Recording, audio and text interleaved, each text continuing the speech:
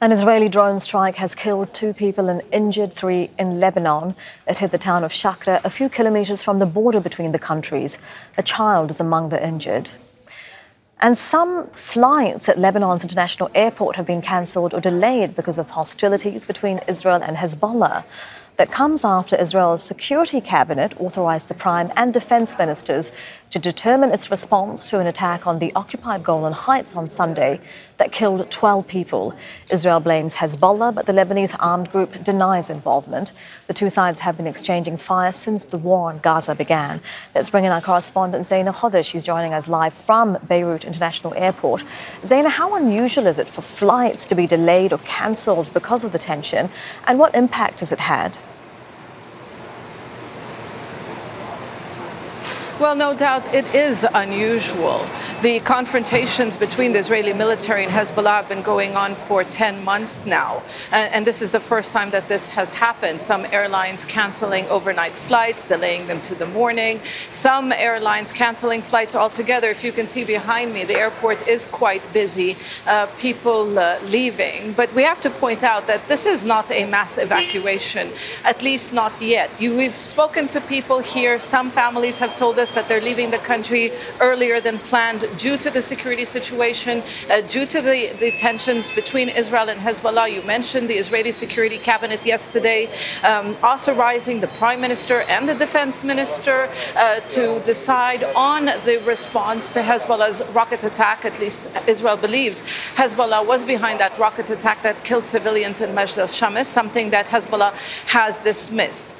So people here are bracing themselves on what kind of response that will be. Some people are speculating it could be the airport because it was one of the first targets, one of the first Israeli targets during the previous war in 2006. But Israeli media is talking about a significant, a strong and harsh response, but a limited one as well. But the biggest question is, if whatever response Israel carries out, what will Hezbollah's response be?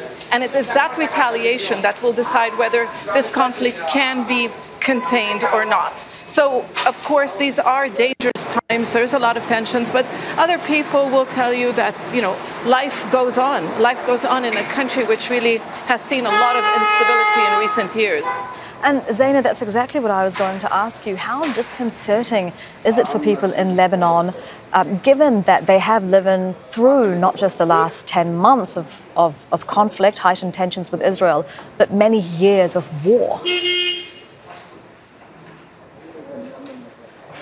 Well, yes, 10 months of conflict, which have been largely confined to the border area. I mean, here in Beirut, there are no signs of war, parties, expats returning. This is the summer season when expats return to the country. The airport really has been very busy over the past month. We still do not have any reports of flights being canceled in the days and weeks to come. So this is a society really that has seen many wars in the past, but the tensions really are at an all-time high, and the feeling is, among some people, of course, is that Israel does want to widen the conflict. Now, Hezbollah, through its actions and its words, has been trying to contain the conflict to the border area, saying that it opened the front just to support Gaza and not start a wide conflict. So, really, reaction is mixed here. Some are afraid, some believe that this will be a limited strike, Israel will save face, Hezbollah will respond,